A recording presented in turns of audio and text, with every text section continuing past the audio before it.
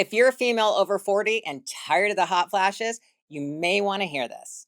Hey, it's Lori Fetrick, Ice from the American Gladiators, and I've got something real to share with you. I have lived my entire life in the gym, on the arena floor, and now coaching others to be their strongest selves. But let me tell you, when midlife hits, it hits hard.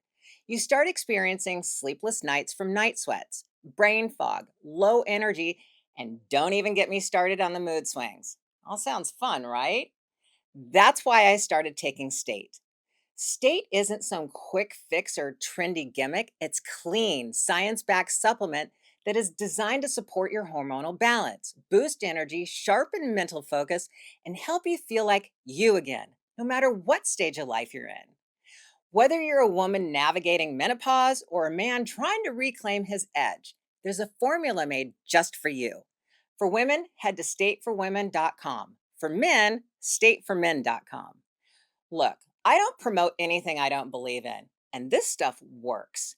So if you're ready to get back in control, feel balanced, and crush life like never before, go check out State today. Because strength is not just physical, it's how you show up. So stay fierce, stay strong, and stayed up. Click the link below and get your discount today. And hey, don't forget to subscribe to the Go Figure podcast on Spotify, Apple, and YouTube. You said Nitro came to you for his neck. Ice, don't take this personally. Dan Nitro Clark, don't take this personally. But you guys are like vintage cars. And every once in a while, some little part needs to be repaired or maintained, okay? So you come into me, you say, oh, I didn't mention my trap over here is hurting. And by the way, I've got this toe, the middle one, not the little one, but the middle one. It's kind of bugging me when I put weight on it. And by the way, when I rotate this way and I lift my arm, I start twitching in my eye, and I'm like, you're right. We are like vintage cars that we need to keep up. Okay. Yeah. So I love it. I mean, it's a real challenge. You guys coming in and, the bar is like way up here.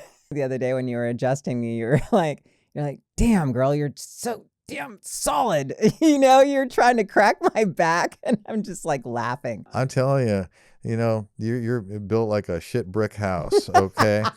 Hi, and welcome back to Chillin With ICE. I'm your host, Lori Fetrick, and I'm the former American Gladiator, Ice Ice Baby. We are Chillin With ICE. All right, so this is a special episode of Chillin With ICE, and I've got my chiropractor here today, and it's Dr. Roy Withers. And I'm very excited to talk to him because of the fact that he has really helped me in so many areas. I mean, we're going to get into Shockwave therapy that he's been doing on my knee and my shoulder, my psoas, everything else, but also the importance of chiropractic care.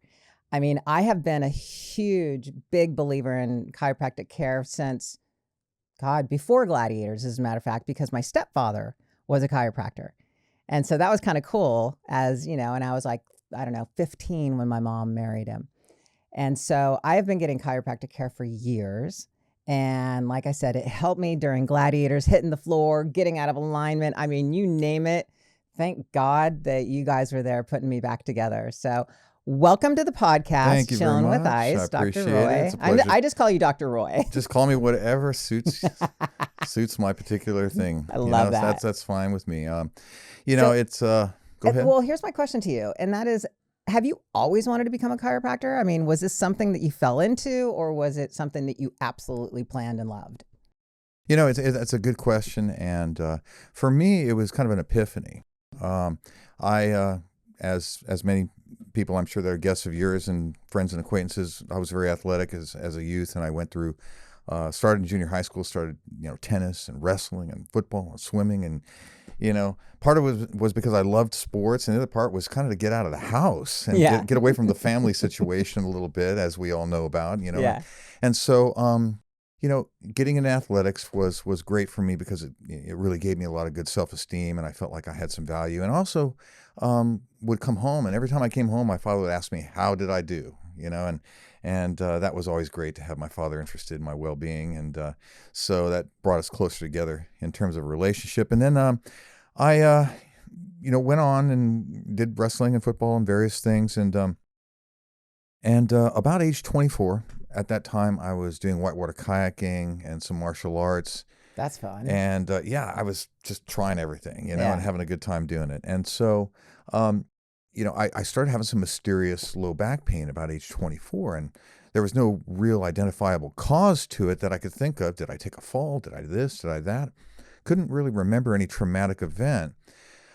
So I went to, like everyone does, and I went to my orthopedic specialist, and, you know, they did the diagnostic test. They looked at me and they said, okay, you've got, you definitely have like a degenerated disc at your lowest part of your back, which is L5, S1. And what that is lumbar fifth, the lowest lumbar vertebra. S1 is the first one of the sacrum, or your tailbone.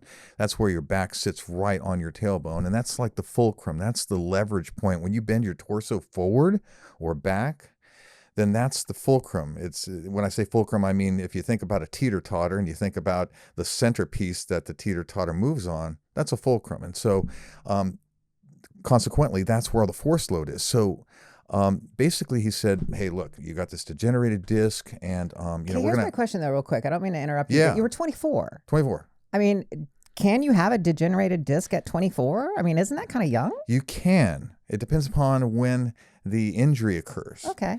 And, you know, I'll circle around and you'll have that question answered. And so this orthopedist said, well, look, you know, you're going to need surgery. We're going to have to fuse L5 with S1. And that idea of like spinal fusion really kind of sent a shockwave through me. And I was like, I'm 24 years old. What am I doing? Have some surgery that some elderly guy normally would have. And so I got a second opinion, went to another orthopedic specialist, and he said the same thing. And I was feeling pretty distraught about it. Here I was in the prime of my life, the prime of my athleticism, and doing all these things. And here I was going to have spine surgery for a reason I wasn't really sure about. Mm-hmm.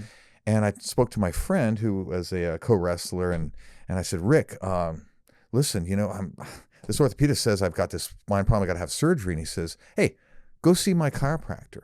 And I said, well, what's a chiropractor? Yeah, right. He said, never mind, I can't explain it, but just go see him. He's a back guy. And I said, okay.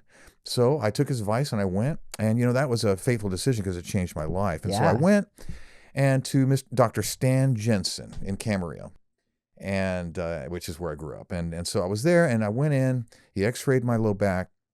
And again, I was 24 years old. He took a lateral x-ray, looked at it, and a lateral x-ray is from the side. So you're looking at me standing, and you're looking at the curve, and you're looking at the anatomy, and you're looking at the space between the bones called the disc space. And he looks at it, and he shares it with me, and he says, hey, you know, you've got a lot of reduced disc space there at L5S1. It's really dried up. It's about the consistency of a potato chip. And I was like, wow, okay. Yeah. He said, how old are you? And I said, 24. He says, what did you do about 20 years ago? There's about 20 years of degeneration there. I said, I don't know. It was 20 years ago. Hard to remember these things. He goes, well, no matter. I can open that up. I can gap that. I can, you know, get some space in there. I can re-imbibe the disc. I can get fluids back in the disc. So discs are normally around 63% water. Think of them as like a sponge in your kitchen, you know, wet versus dry. Right. When it's dry, it's hard and it's thin. And when it's wet, it's nice and pliable. And so normally it's going to be nice and pliable. Mine was dry as if it hadn't been used in 3 days. Right. Okay. So basically he said, no problem. So went in, and he put me on a table, and he started doing what he calls adjustments. You know, most people that aren't familiar with chiropractic might say, oh, they cracked this and cracked that. Why? Because you get this kind of a cracking sound, and really what that is, just so you know, is it's gas and fluids that are shifting positions within the joint space. Sort of like when you pull a suction cup off of a piece of glass and you get a kind of a sound. Yeah. That's what happens inside the joint. There's a suction that occurs. Despite, you know, popular belief and maybe myth, people think it's bone against bone. I was just it's gonna just say, not that is happening. like the biggest thing that I hear from people is, ooh, I don't like the sound of that crunch, crunch, crunch. I don't like bones cracking. Well, Personally, bones aren't I like cracking. that sound because I know that I'm getting a great adjustment. You like know? it because over time you associate the feeling of the adjustment with the sound and the relief and the pain relief that you achieve. So once you make that association after the first visit, you're like, oh, the sound, yeah, okay, I know I got a good adjustment. So basically at 24 years old, what you're telling me is this chiropractor told you, let me adjust you, let's not get the surgery, and that kind of started everything. He said, don't worry, I can take care of you. I said, okay. I just put myself in his hands. He adjusted me. The first thing he adjusted was my neck, my cervical spine. Yeah. And the relief was so profound that I just laughed uncontrollably at that time. Yeah. And interestingly enough, there's kind of an emotional release too, because, we store a lot of fight or flight, a lot of emotions in our neck and shoulders and our voice, and evidence of that is you see people walking around like this. Hey, how you doing? And then their earlobes are dragging on their shoulders and they're up like this. Well, they're storing a lot of tension and a lot of nervous issues in their musculature. And so when you release that through an adjustment, sometimes people have an emotional release. Yeah. And I've had professional football players, 360-pound linemen, lay on the table, and I would adjust them. And I'm not going to name any names. Don't even try to get tears it. coming Well, out. more than that, I did big boo-hoos, literally, don't tell anybody or I'm coming back for you. And I go, don't worry, I'm not going to. That's between you and me, and that's right here, Yeah. So and a lot of that is just from, a lot of like stored up stress and trauma and feelings and emotions. So that being said, he adjusted me. I laughed. He adjusted my low back. I mean, I felt light as a feather when I walked out. And I just knew instantly that was something that I was going to really need. So long story short, I went through a treatment regime, and it was about 6 months for me. And during the first couple of weeks, one time I was just sitting and it dawned on me. That question that he asked me, what'd you do 20 years ago? And I was 24. It came back in my head. And I go, you know what? When I was 5 years old, I had this little game I'd play in the living room, and my mother being back in the kitchen, and I would run backward, wearing socks on a rug, run backward, leap upward into the air, and land on the sofa, butt first, poof. And, it felt great. You're landing in this soft sofa, exactly. poof, okay. And I would repeat that over and over again. Right. So I'd hear my mother in the kitchen. She'd hear me, the sofa go poof, and she'd go, Roy, quit doing that. And I'd say, okay. And I'd do it again, of course. Right, of course. And, testing the limits of the law. And so, I did it a few times. And one time, I remember I was running backward and I went to push off with my feet and my heels.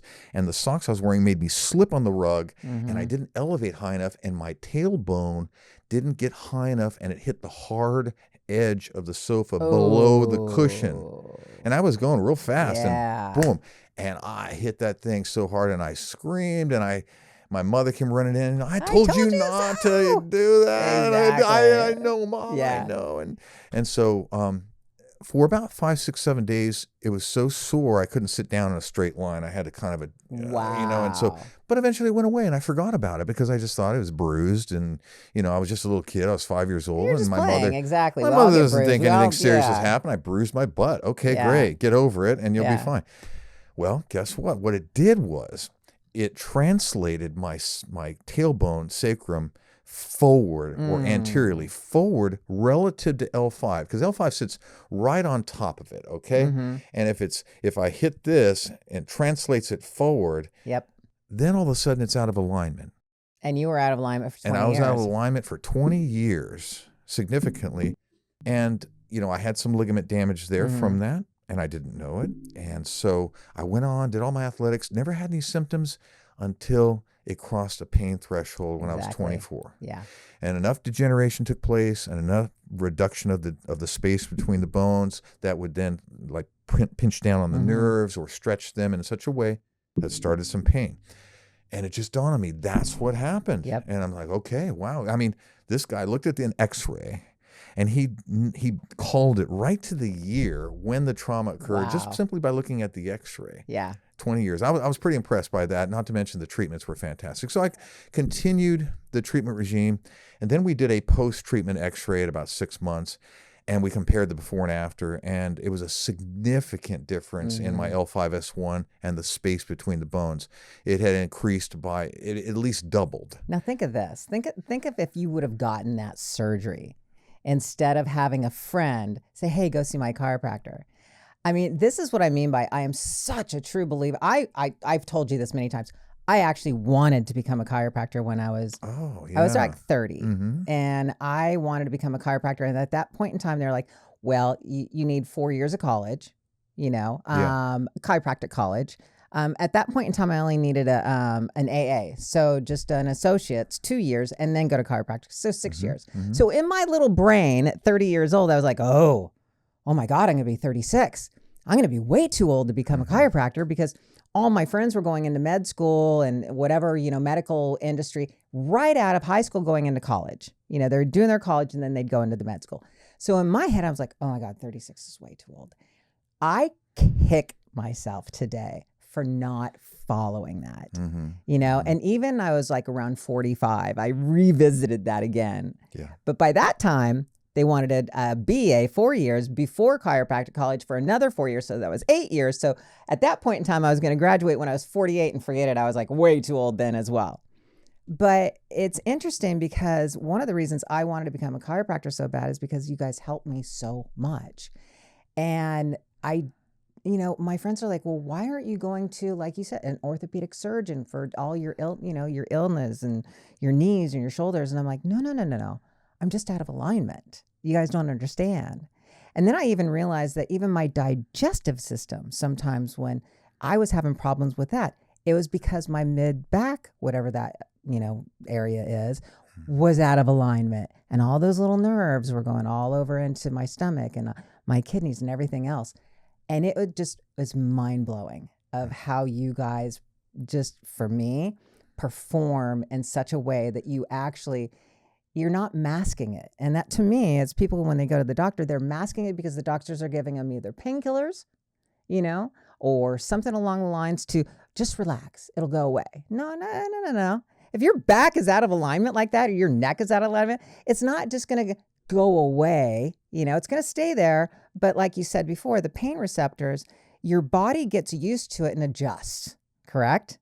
To pain. And so it's just like, I can't, if I could see you once a week, but every 2 weeks usually. Yeah. The athletic mentality that you embody, that many people embody, and that I adopted at a young age, is one in which you persevere, you endure, you put aside your own personal pains and aches and things for the goal that you're achieving, you're trying to achieve. You understand that there's no pain, no gain, and that you need to push yourself beyond the limits that you're aware that you have in order to be better than your competition. Absolutely. Be better than those that you have to compete with in a tournament, say, or whatever it is that sport you're in. And most importantly, be better than who you were yesterday. So when you have that mentality, that's kind of a global mindset that encompasses your entire health as well. And so if you have a little ache or pain, you work through it. You don't pay attention to it unless it's somehow impeding your activity. And by that time, often it's too late and permanent damage has taken place, and then more invasive therapies and procedures have to be enacted in order to alleviate the problem. Right. So early intervention is always best in the medical arena, in healthcare of all kinds, including, nutrition, supplementation, all those types of things. Look, I'm a chiropractor, but I'm a big believer in medicine, and I'm a big believer in utilizing the proper procedure and technique for what is ailing you, right? I refer back and forth to pain management specialists. One of the things that I specialize in is traumatic care, people that have had motor vehicle accidents, and that includes mountain biking, any athletic endeavor, that includes motorcycles, cars, you name it. And so people come in and they are pretty injured. And so I have to work with interdisciplinary physicians. I have to work with neurosurgeons. I have to work with pain management specialists. I have to work with orthopedists. I have to work with a lot of people. And that way we serve the patient in the best way. I'm not, as a chiropractor, I'm not the answer to every ill that you might have. Correct. But neither is the orthopedist, and neither is the neurosurgeon, and neither is nutrition. But altogether, when you have a global approach to anything, you're going to cover most, if not all, of your bases, and you're going to have the best outcomes. So, I'll be the first person to admit that, I'd love to be the be all to everything, but I'm not. Right. And I have no problem saying, you know what, you've got a little narrowing of the spinal canal, and that's due to some arthritic changes because of an injury you had 30 years ago. And I need to send you a neurosurgeon to get an evaluation to make sure that, you don't have something that requires surgery or something. This is very important for me as a 30-year practicing chiropractor, because the last thing I want to do is not help somebody under the best case scenario. And at the worst case scenario, aggravate an injury or make it worse. Absolutely. So, I hear you you. know, because of the experience I have and the things I've gone through personally as well, you know, I think my most important task is identifying what is appropriate for what I do and what's appropriate for what other people do. To finish up my epiphany regarding, you know, becoming a chiropractor, one day I was getting my treatment regime, and one day I'm just sitting there waiting for him, and he has these multiple treatment rooms, and I mean, he seemed like he was always in a good mood. He was very happy, and I would hear him coming down the hall, go in and go, "Hey, Bill," and he'd close the door, and he'd be in with somebody else, and I go, "Okay, maybe 2 more rooms, and he'll be with me," and then he'd come down, and he'd walk in again singing, and so I look up, and there's a big blown up photo framed on the wall of him and his 9 daughters. 9. 9 daughters. Him, his wife, his 9 daughters on a ski trip to Mammoth. They're all lined up like a football team. And I'm looking at myself, and I go, "Look at that. Well, okay." And he comes in, "Hey, Roy, how you doing?" I go, this is your family?" He goes, "Yeah, those are my 9 daughters." And he names them off one by one. And, you know, it just hit me like a ton of bricks. This guy, okay, he's got his own office. He's helping people. He's doing well financially. I mean, anybody that's supporting 9 daughters has got to be making some dough. Yeah, okay? exactly. Doing good. I mean, obviously he's enjoying what he's doing. I'm like, wow, this seems like something I might be interested in doing. Mm-hmm. So one day I just asked him, "Hey, what does it take to be a chiropractor?" He says, "Well, you know, you got to do this and that in school. Go talk to them down at Cleveland Chiropractic College in Los Angeles." And so I did. So that started my journey. And it was a 7.5-year journey. Because I had a lot of making up to do. Yeah. And so I had a lot of how credits. old were you? 27 or 28. Okay, yeah. When I started my return journey. Yeah. And, you know, into that career choice. Right. At the time. I am going to have you stop hitting your leg. Oh, yeah. Love that. Keep going. Yeah, thank you. So at that time, I think I need to. There you go. I didn't even Just know do I was that, doing Roy. it. I didn't even know I was doing it. No, I know. It's so funny because whenever you're in a podcast setting, it's like, what do I do with my hands? But it's like so funny. I notice it's like you haven't. It's just a habit. Know I was. I was like, don't it. even worry about it. Let's go on. Keep going. Lori, okay, so you're so rude. Shut I the am. fuck So up. rude. This is your chiropractor. Do you know what he could do I was to adjusting you? my knee. What the hell? Exactly. Come on, can't I give myself a little self-treatment here? You All I'm are. hearing are It's the air ducts self-soothing, coming isn't out. It? It's a self-soothing treatment. Am I speaking too quickly? No, No, not at go. all. You're no. good. Because I'm kind of like caffeine rambling a little bit. You know, I just want to make sure that I'm not. You're you good. know. Okay. Would you like coffee? Stop. She speaks slowly and methodically, and I just blah, blah, blah, blah. I just like I'm river mouth. You know, I just spew out. I'm just the letting stuff. you spew. Yeah, I'll okay. get my questions in. Trust me. Yeah. I think you deserve a podcast, man. I think you'd be a great podcast host. Well- I'm just saying. Well, thank you. Here I go hitting my knee again. I got to stop doing that here. You're 28. You decided that it hit you. You're like, okay, this is it. I'm going. Went back to school.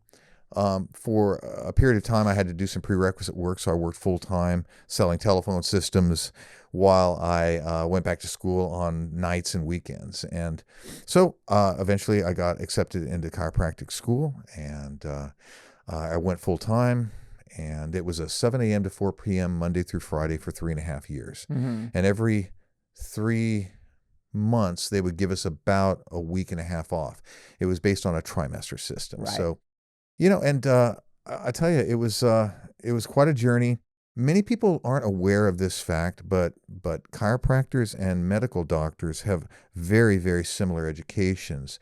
When you break it down by topic, microbiology, chemistry, and biochemistry, and embryology, and cardiopulmonary, and pathology, and Right.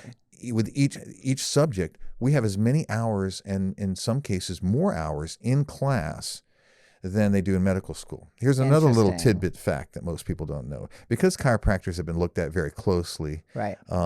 for various reasons, because they've been scrutinized closely and looked at, they took roll in class every hour on the hour. You go to medical school, they don't take roll. Interesting. You can show up for tests.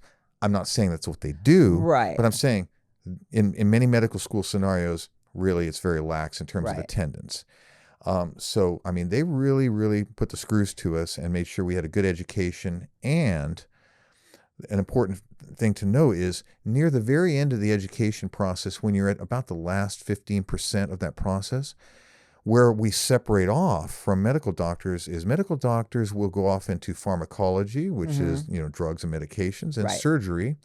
And chiropractors will branch off into neurology and biomechanics and adjusting technique. Okay. That's really where the educations diverge. Interesting. So, we as chiropractors we are primary care physicians. We have, the obligation and ability to diagnose disease and to treat it and to make the proper referrals to the proper professionals as needed. Here's what I've noticed a big difference though as well, especially with you and my other chiropractors I've been to, is you guys know so much about nutrition, supplementation. I mean, I can ask my own personal doctor, but to be honest with you, that's not their specialty. They don't get into diets. They don't get into, how you should eat, what you should eat, what supplements. They don't care. They're going to give you a pill most of the time. Oh, here, take this, or take that. You and I get into conversations about supplementation. That's insane. I mean, we could go down that rabbit hole, but I mean, you guys, it seems to me that that's one thing that I also noticed a big difference on between the medical doctors and the chiropractic doctors. I mean, is that just I'm not saying that's schooling necessarily, but is that something that you guys actually love to get into because it's part of your practice? I mean, the nutrition and the supplementation, or is that just basically your kind of specialty? But I notice a lot of chiropractors do. I think there's a number of reasons why chiropractors and other natural practitioners per se utilize nutrition more so than, say, medical doctors. The medical system is set up as a reactive system. You have a problem, you come in, you get a procedure, or you take a medication that corrects, hopefully alleviates the problem. The pharmaceutical industry is a huge industry, and they have a lot of influence. And don't get me wrong, I have the greatest respect for medical doctors of all kinds and the profession. But their primary means of treatment is surgery and pharmacology and medications. Right. And they're incentivized Right. to do Of course that. they are. That's their tools of the trade. That's what they're given to heal people and help people with, and that's what they use. Right. Chiropractors, on the other hand, do not have prescriptive rights. They can't prescribe a medication, so to speak. So what are they left to? They're left to their adjustments, to therapeutic modalities, such as, therapeutic modalities are therapies such as heat, cold, laser, ice, massage. Some more holistic. Holistic, I mean, the idea of holistic is, it's sort of a buzzword, and I rarely use it. Okay. It's like, and the reason I don't use it is because I don't. Go, just say it. I don't know. Is it a commercial term for I think you? it's a little bit like commercial terms. Like if you see a cereal and it says all natural, it doesn't mean anything. Right. The FDA doesn't regulate that term. Or organic is another one. Organic is regulated. Okay. It's now regulated. But if I said the cereal is all natural, that carries absolutely no meaning whatsoever. And so I think the idea of holistic is a little bit overused. When you come in, you got neck pain. I'm not treating you holistically. I'm treating you locally for your neck pain. Right. I mean, can we talk about things like that? Absolutely. You want nutrition, that's holistic. Yeah. If you want, health advice, you want exercise advice, you want a stretching and workout regime. Yeah, sure. That's holistic. It treats your whole body simultaneously. And in fact, your whole lifestyle. Right. So I think that, in terms of medical doctors, I have the highest degree of respect for what they do. Nutrition, though, is a tool that chiropractors can use in order to create healing from the inside out, and not necessarily put a Band-Aid on an issue or mask it. Many people have nutritional deficits. Even if they eat the healthiest foods that are available today, organic, clean, non-GMO, gluten-free, they still may or may not be getting all the nutritional value from that food that they expect. Right. And why might that be? Well, we've been farming these soils for hundreds of years, and the soils become deplete of their mineral content, of their nutritional content. So where's the lettuce going to get their nutritional content to give to you? So that being said, we're also, many of us are mineral deficient. I know you turned me on to some really good minerals. Yeah, there's and- some great minerals. And, I personally take essential minerals with trace minerals as well, too. Mhm. I saw a medical symposium with a medical doctor that hypothesized that many of the high-end athletes that are now retired, such as Kareem Abdul-Jabbar, Mhm. that have cardiomyopathies and atrial fibrillation. And what that is it's an electrical problem in the heart to where it doesn't beat regularly, and sometimes it flutters. So that's what atrial fibrillation is. Atrium is the upper part of the heart. Those are the two little chambers. And then fibrillation is a fluttering of those areas. And when you have fluttering, you have irregular blood flow, and you can be subject to clots and different other various things. So strokes, Strokes yes, are a big one with absolutely. AFib. So the hypothesis is that because these high-end athletes have been sweating and sweating and sweating all their life without supplementing minerals and other nutrients that their body needs in order to stay healthy and their heart needs, that they develop electrical myopathies or electrical problems in the heart, and they develop these atrial fibrillations and things later in life. So this is a medical symposium that I saw, and it made sense. And again, it's not set in stone. This is a hypothesis which needs to be studied more closely, but to me it makes really good sense, and it's a correlation. Okay, so I got a question. Let's go into the one that's really big right now. Gary Brackett, he talks about it all the time. Methylene blue. Gary Brecka, yeah. Brecka, yeah. And I mean, what are your thoughts on that? I'm interested in your thoughts on that, just because of the fact that it's a big buzz thing right now. You know how we go through these cycles, of buzz and take this and do that, and the NDA, and you and I were talking about, well, I'm on NMN, kind of like the precursor to make your NDA work better. So, but what are your thoughts on the blue? I'm curious. Well, there's a lot of anecdotal research and a lot of stories that we see on social media. And let's face it, most of us learn about things now through social media posts. Yeah. And let's face another fact. We have great difficulty verifying the validity or the efficacy of any statement that's made anywhere on social media A lot of platforms, people are paid. much less the legacy news. So that being said, we have to be careful. And if somebody's an authority and they come on a podcast and they make a statement, it looks authoritative. It looks like, okay, this person's got experience. And boy, they seem trustworthy. I'm going to take their word for it. We rarely look up the study. We just go by word of mouth. Question it. Yep. So my advice is, and what I think is, look into everything. Be curious about everything. Look into ivermectin. Look into methylene blue. Look into NMN. Look into nicotinamide riboside, the precursor to NAD. Look into those things. Look into resveratrol. Look into DHEA. Look into all these different types of supplements, because I think there is great value in all these. And I personally take a lot of anti-aging supplements. I know you can't tell too much by looking at me, but oh, come on, Mr. I Handsome. feel pretty Whatever. good. Yeah, well, He's really 80 and he looks 45. It's working. I'm sorry. I have a bit of a self-deprecating sense of humor. Well, my sister started taking it, and I don't know. It's interesting because she says it could be, like the placebo effect, but my lower back was hurting and now it's not. And she's only been taking it for like a week, And then the other thing is she urinates blue, and that's kind of odd for me.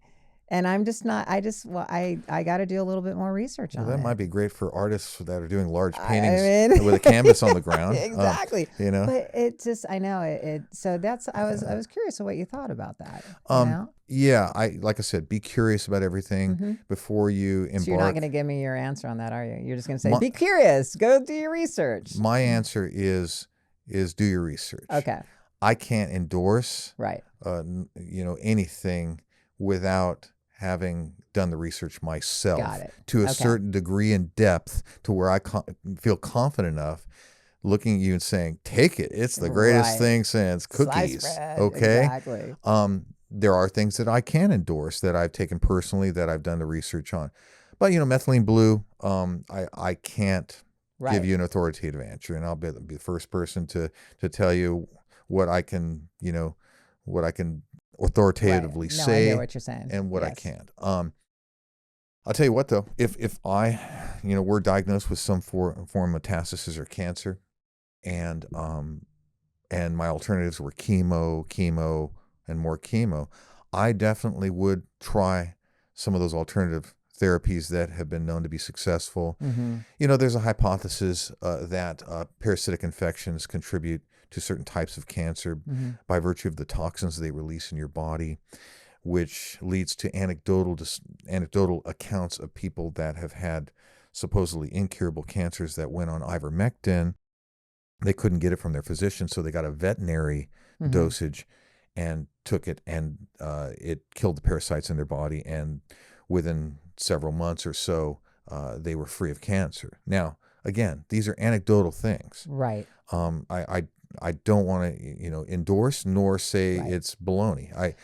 Be curious, do your research. But I hear what you're saying, because we all know that the cancer industry is a gazillion-dollar industry, and we all probably know there is a cure out there. But why would they give us a cure when, everything and so much money is linked to all the chemo and the radiation and the doctors and it's insane. And you and I have had that conversation before. Yeah. And if just one little thing comes along and all of a sudden it's like, hey, it's like, guess what? All those gazillion-dollar industries, they're not needed any longer. So of course they're not going to come out and go, guess what we have for you? And it's sad. It is very, very sad. But if you've been a human on this earth, at least in your 40s, I think people know that, yes, there is probably a cure out there, and they're just not even going to let that happen. And it's very sad to me. But, okay, let's switch gears real quick. Shockwave therapy. And I want to talk about this because of the fact that I'm going to have you explain what shockwave therapy is, but I will tell you when you introduced it to me and what it did for me. First and foremost, I had, I told you I have a psoas problem, and it was on my left side, and I just contribute that to Gladiators, because everything I did on Gladiators, I held my little pad that was 2 inches when somebody came and hit me at 80 miles an hour on my left side. Sure. Everything was on my left side. Yeah. Hit over hit over hit. And then all of a sudden I was doing walking lunges one day, and this was years ago. And after the walking lunges, I started having this lower back pain that wrapped around my hip. And I couldn't figure out for the life of me what it was. All I know is that it hurt sitting. I couldn't do long distance drives. I was constantly trying to stretch my lower back. I didn't know what it was. I went to chiropractor, and then finally I went to my acupuncture. My acupuncture was helping for a little bit, and all of a sudden he goes, hey, let me show you next time how to stretch that psoas. And I was like, what? That's what this is? This is my psoas? And so I started stretching it, but over time it still was, it'd still kind of poke its head out and just, it hurt. And then it started wrapping around to the front of my hip. And I was in pain. And that's why when I came to you and I said, oh, I have this pain, you're like, oh. And you kind of dug up underneath this left rib, and you could feel, which was interesting to me, scar tissue. And that definitely was from injuries of Gladiators, So you treated that area with the Shockwave, and my pain had gone away for like months. Every once in a while it'd poke its head up. But here was the big thing. Here was my big thing. And you were Dr. having the Roy. pain every day. No, not anymore. No, you were. I was having it every day. Yeah. But here was the big thing that made me a true believer. And that was just very, very recently. And that was, went to Florida, wakeboarding. I've always had arthritis in my knees. And, I've talked to you about this. Yeah. Arthritis to where it's hard for me to run on the treadmill. I can jog, but to run, hurts my knees.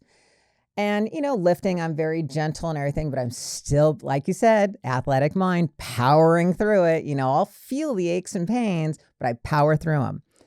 So, I've always had that little twinge, but then I go to Florida and I'm wakeboarding. And on my second day, my first run, I went to go pulled up, and all of a sudden I felt my right knee just tweak. And I just went in my head, fuck, ow, you know? And again, there's that brain of mine, let's do it again. So she comes back around and grabs me the rope and I jump up on the wakeboard and I go all around the lake and everything is great until I step off the boat. I stepped off the boat and I couldn't put weight on my right knee. And it literally scared the shit out of me because I haven't had that since Gladiators, and I tore a small meniscus in my left knee. I couldn't walk on it, and I was hobbling that whole day after wakeboarding, and my friends were all of a sudden, they go, wow, you really did tweak your knee, didn't you? I'm like, duh, you guys, I can't walk on it. If you say you tweak something, it's tweaked. That's what I'm trying to say. I mean, I will power through everything, but this one hurts so bad. So I was, at that point in time from Florida, we were going into Tennessee, and I had to swallow my pride because we were jumping on an airplane the next morning. And you know how long these airports can be when you're walking from terminal to terminal. And I'm just in my mind the night before going, how am I going to do this? My knee is killing me. And not only that, I was thinking about everything. You know, what did I do? Did I tear it? Did I do this? Did I do that? I can't put weight on it. I'm like, how am I going to train legs? I'm like just swirling in my head. Your head just starts spinning. Well, I actually had my girlfriend, I actually asked for a wheelchair at the airport, and talk about swallowing your pride. But I needed to keep the weight off that knee. Yeah. It did not swell though. And so I couldn't figure out what I did to it. But long story short, like you say, I come back here, I show you, I tell you what I've done. By the third day, I can put weight on it. I'm kind of just gently walking on it. But by the time I got home, it still hurt to walk on it. And then all of a sudden you were like, let's do the Shockwave on your knee. And I'm like, okay, let's do this. I have a photo shoot in Austin, Texas in 1 week, and I've got to be able to walk. I can't hobble around a V-shred shoot. You know, they're going to be like, what's going on with you? So you put this on my knee, and I'm not going to lie. It was uncomfortable at first because of the pulsating, and you said you cranked it up because I needed it. You know, but I will tell you this, that was on a Tuesday. Oh, wait, that was on a Thursday that I got the treatment. Friday, it was a little swollen. It hurt just a little bit. But by Monday, when I was at the shoot, I was walking up and down stairs. And these stairs, by the way, there was a house on top of the hill and the dock was down below on the lake. And so we're talking stairs, like by the time you hit the top of them, everybody was out of breath. I was walking up and down these stairs like I didn't have any knee problems. And all I could think about was you going, thank God that I got this Shockwave therapy on my knee. And I was blown away. I'll just be really flat out. I was literally blown away how it helped my knee. Now, of course, I still feel twinges in it. And that was only one treatment though. And I know I need like at least 4 to 5 of them to really, really get in there. But my point was this, I could walk on it and I was shocked. So let's talk about Shockwave therapy and what it actually is and what you do. Well, it's great to hear that you were able to, walk up and down and do everything that you had hoped you could do. Shockwave therapy, I'll just give you a brief description of what it is. The term shockwave is a little bit of a misnomer. It's not a shock as in electrical shock. It's a high intensity acoustic wave. And if you were to look at one of those old circular screens called an oscilloscope, and we've seen those in science fiction movies and things, and you see the wave come up and down, almost like a heartbeat. Mm-hmm. That particular waveform, there is a device that's within the applicator, and it elicits a high intensity spark within a saline solution. And that spark creates a plasma wave, which has a wavelength to it. And that wavelength is an immediate high energy spike with an immediate drop down with no rebound. And I know I'm talking technical. Latin here, yeah. but the reason that's important to know is they've refined this particular waveform over 50 years. And this waveform that is elicited by this device, which is called soft wave, is such that it gets the best biological response, which means the healing of the tissue. And so the the technology has developed over 50 years. The first Shockwave devices weren't really used for orthopedic, for tendons, for plantar fasciitis and things that they are now. The first devices were used in something called lithotripsy. And if you know anybody that's ever had a kidney stone, then lithotripsy is what they probably did to alleviate the problem. And lith means stone, and tripsy means to break apart. So they would use a high-intensity sound wave that would penetrate the tissues without damaging the tissues, but when it hit a very dense particle like a kidney stone, it would shatter it and break it apart. Wow. And so it's an alternative to getting surgery and cutting you open and pulling the stone out. If you break it up into really small pieces, you're going to pass those through the urine and it'll be gone. So lithotripsy is something, it was developed in the 1950s and the 60s, and it's done today. So what they were noticing when they were doing lithotripsy is they were noticing that other types of organic disorders, glomerulonephritis and different other kidney disorders, they noticed they were starting to heal. And also they noticed that there was some bone healing in bones that had been fractured. And they were scratching their heads. They're saying, well, what's the cause of this? What is this doing? And after certain research and certain period of time, they discovered that the acoustic wave was stimulating cellular regeneration. It was reducing pain and inflammation. And it was stimulating something called neoangiogenesis. And what that basically means is formation of brand new blood vessels. So not only does it increase blood flow to a particular area, it generates brand new blood vessels that weren't there before. And with blood comes healing factors and agents. And so there are a lot of biological effects that occur. So shockwave is literally, in summary, an acoustic sound wave of high intensity, and it's pulsed. So when you get a shockwave treatment, you would have a little ultrasound conductive gel put on, say, a knee, and then the applicator would be held by the physician, and it would be put all around the knee. You would start out with what's called mapping. And so you might come in to me and say, Roy, I've got this knee pain, and it's really, sometimes it's here and sometimes it's here. And I'd say, okay, well, let's figure it out. Let's figure out where the damaged tissue is specifically, so we can be real specific with our treatment. Right. And so mapping is the first thing you do. So you take the device and you move it around and you put energy into it. Pop, pop, pop, pop, pop, pop. And when you tell me on a scale of 0 to 10, 0 is no pain and 10 is take me to the hospital. Right. And you tell me, oh, man, right there where you put it, oh, that's a 7, that's an 8 right there. And then I moved around here, no, that's a 2, 3.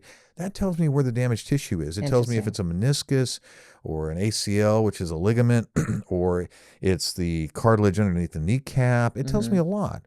If it's a rectus femoris tendon above the kneecap, where the energy is put, and the pain response tells me where the injury is. And that tells me where we need to put the majority of our energy and time into in order to get the proper healing response.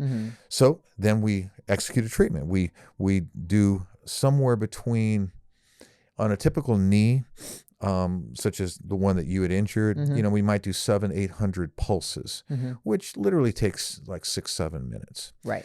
And my goal is to apply the energy, and I'm looking at you and I'm talking to you, I'm saying, where are we at? And you're like, okay, that's a 5. Okay, that's a 6. Was that the time that I started crying? No. When I was like, right there. And No, that's when I ate too much garlic, okay? That's close, but no right, cigar. okay. Hey, that's when I take.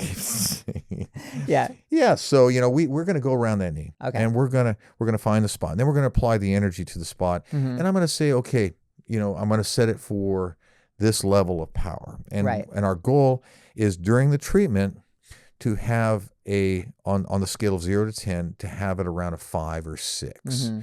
And what is a 5 or 6 on the pain scale? It looks like this on the patient's face. Yep. Yeah, that's the spot. That's what a 5 or 6 looks like. Right. So it's not horribly painful, No, and it's not. It's not a walk in the manageable. park. It's just, you just feel it. Yeah. And you feel it right on the tissue, and it's getting treated properly.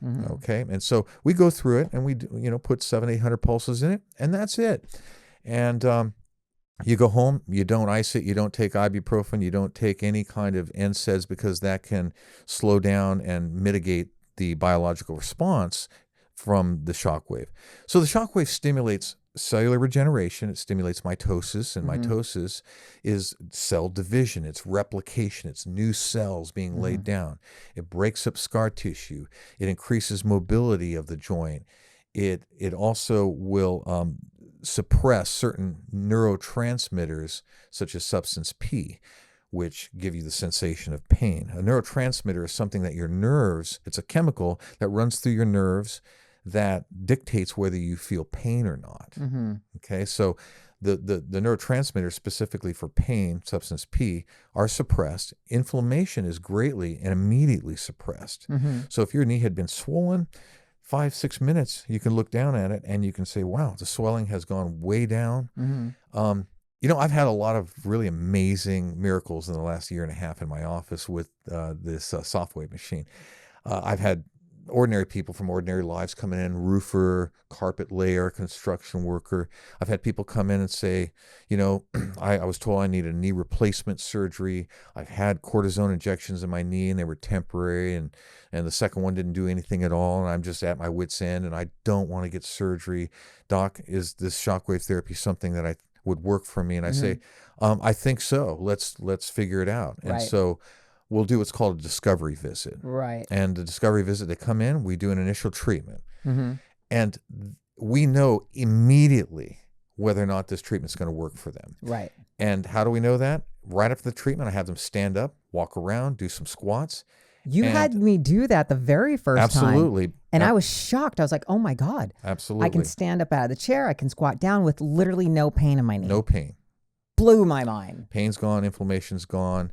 And the question I would ask somebody on occasion, I don't ask anymore because I get a strange answer. I say, how do you feel? And usually the answer is, I don't know. Yeah. And I was confused by this, and I realized most people have had pain in the knee or the foot or for so long that the immediate removal and absence of the pain by the shockwave therapy with the Shockwave machine is so strange to them. It's so bizarre that they don't know how they feel. Yeah. I said, well, do you feel good? And they go, well, I don't know. Yeah. And I say, well, what do you feel? And they said, I just don't feel any pain. Yeah. And I had one guy, I did his knee just like I did yours. He stood up and he stomped his leg a little bit, tested his knee, and a tear rolled down his cheek. And I said, Edward, what's going on? And he goes, this is the first time I haven't had pain in 4 years in my knee. Wow. And I've had some come to preacher moments, you know, I really have. And so it's so rewarding for me as a doctor of chiropractic to have this tool to be able to help people in ways that I couldn't help them before. So I'm grateful, and I'm just really happy to be able to provide So we're talking tennis elbow, knee issues, lower back. I mean, you said Nitro came to you for his neck. Sure. You know, headaches, all these different things. Yeah. And I started thinking about the other day, I need you to hit my traps right here one day and break up that scar tissue, because every single masseuse that gets into my neck and my traps, they're like, all of a sudden they'll go thump and roll over that knot that has been there for literally probably 30 years. Yeah. And they give up. You know? Hey, listen, don't take this personally. Don't take this personally. Dan Nitro Clark, don't take this personally. But you know, you guys are like vintage cars. Okay, you're like a vintage car, and every once in a while, some little part needs to be repaired or maintained. Okay, so you come into me and you say, and you told me on the phone, yeah, my knees bother me. When you get here, you say, oh, I didn't mention my trap over here is hurting. And by the way, I've got this toe, the middle one, not the little one, but the middle one. It's kind of bugging me when I put weight on it. And by the way, when I rotate this way and I lift my arm, I start twitching in my eye, you know, and I'm like, you're right. We are like vintage cars that we need to keep up. Okay. You know, beautiful and as amazing as you are, you know, you need the maintenance, yes, you know, to keep that beauty and elegance that you obviously exude. So thank you. So I love it. I mean, it's a real challenge. You guys coming in and, you know, the bar is like way up here. And I'm just okay. Let's do this. Lay down. We're gonna take you apart piece by piece, and I know you're we're gonna telling lube me. your chassis, and we're gonna get you out of here. 180 miles an hour again, like you do in your everyday life. Exactly. So, I mean, it was funny the other day when you were adjusting me. You're like, damn, girl, you're so damn solid. You're trying to crack my back, and I'm just like laughing. I'm Going, telling oh you. my God. I'm telling you. You're built like a shit brick house. Okay, as they say back in my old days. And you, man, getting an adjustment on you. Yeah. Yeah. You got to really be specific, and you got to hit it the right way the first time. And sometimes I make you sweat a little bit. Everything I just said, typical. All right. Well, listen, I love sitting here and talking to you, and I know that we have planned this podcast forever, but I really wanted my audience to really know about how much chiropractic care is so important. Your shockwave therapy is just insane now. I'm like hooked on it. And you're right. I'm going to come in and go, okay, here. And all of a sudden I'll be like one day 80 years old, and I'll just be booping around like I'm like 40 still. Da, da, da, da. That's my plan. You are. That's going my to plan. Be you're going to be the poster child, for anti-aging. for geriatric youth. Okay. I'd be like, throw away your walkers. That sounds like throw a contradiction. away your wheelchairs. Yeah. Geriatric youth. That sounds like a contradiction in terms, but actually, Lori's going to exactly. head up the committee. Okay, Thank for you. the most youthful geriatrics of all time.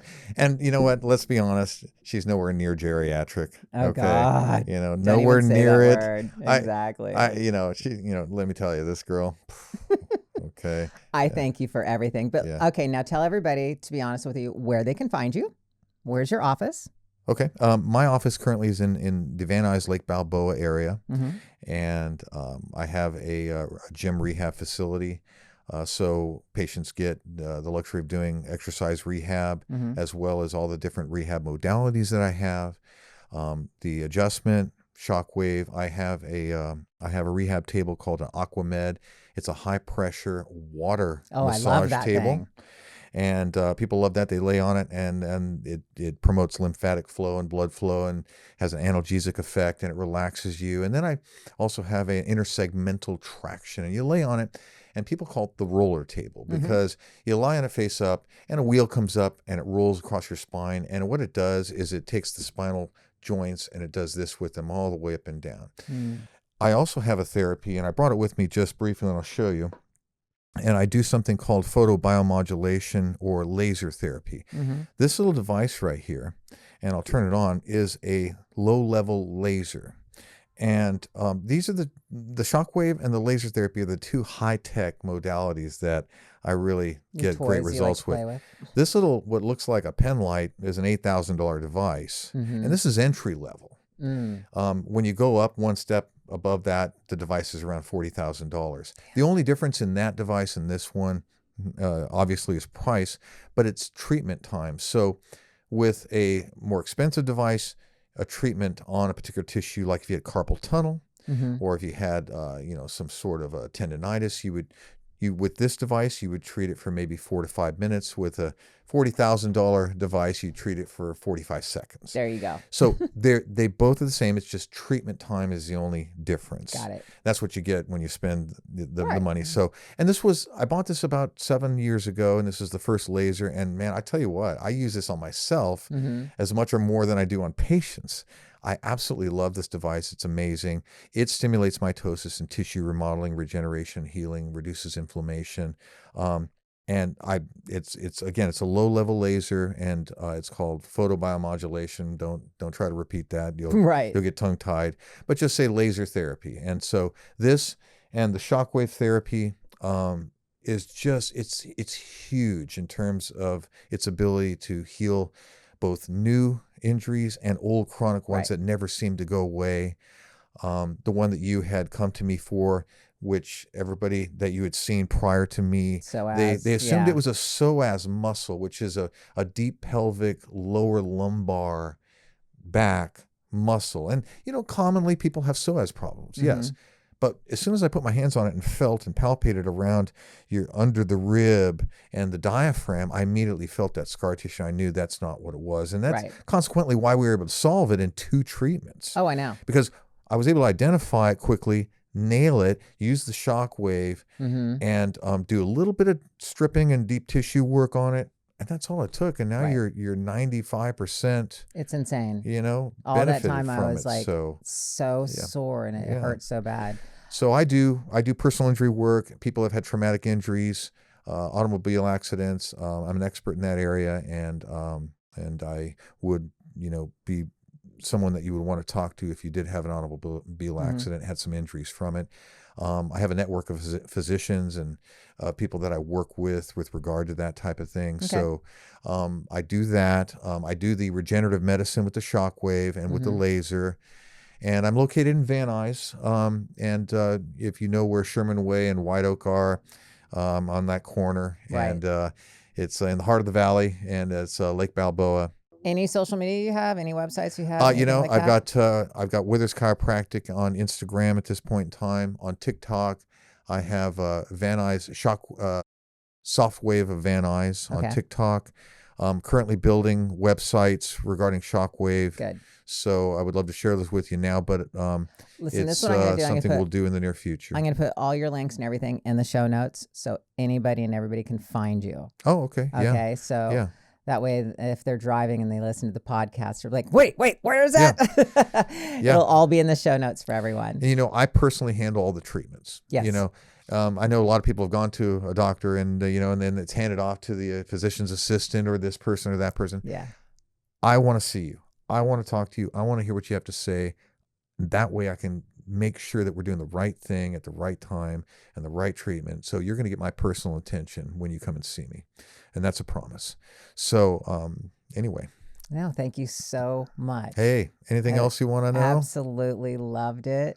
We can always bring you back again for other questions, and I mean that's the beauty of having your own podcast and talking about things. But I'll never stop talking. I know. Yeah, I love it. Thank you, Dr. Roy. I absolutely loved it. My pleasure. And that is it for Chillin' with Ice today. Special episode with Dr. Roy Withers, and you'll have everything in the show notes. And be well, be kind, and stay strong.